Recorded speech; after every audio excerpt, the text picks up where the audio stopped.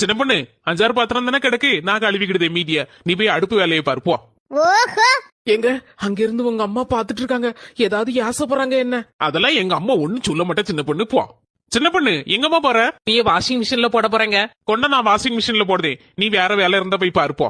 ஓஹோ, எங்க அத்தை அங்க இருந்து கண்ணை உருட்டி உருட்டி பாத்துட்டு இருக்காங்கங்க, ஏதாவது சொல்ல போறாங்க. கொண்ட சின்ன பொண்ணு, அதெல்லாம் எங்க அம்மா ஒண்ணும் சொல்ல மாட்டா. ஓஹோ நானா, அப்படி போகுதா கதை? இருக்கட்டு இருக்கட்டு. ஏய் சின்ன தர இல்ல, என்னெல்லாம் நினைச்சிட்டு இருக்க உன் மனசுல? உன் பொண்டாட்டிக்கு ஓடி ஓடி வேலை பார்த்துட்டே தெரியுதே, உனக்கு வேலைக்கு போகணும்னு நினைப்பு இருக்கா இல்லையா? ஆமா, திடீர்னு இப்படி பேசுத. கடவுளே, என்ன நடக்க போகுதுன்னு தெரியலையே. ஏமா சின்ன பொண்ணுக்கு நான் வீட்டு வேலையில ஹெல்ப் பண்ணாம வேற யாருமா ஹெல்ப் பண்ணுவா? நம்ம வீட்டுல இருக்கதே 3 பேரு, உனக்கும் வயசாயிட்டு, அதுவும் இல்லாம 2 கை சேர்ந்து தட்டினாதாமா ஓசை கூட வரும். வீட்டு வேலையில கூட மாட ஒத்தாசை பண்ணனா அவளுக்கும் சந்தோஷமா இருக்கும்லாமா. இனிமே இப்படி பேசாதம்மா.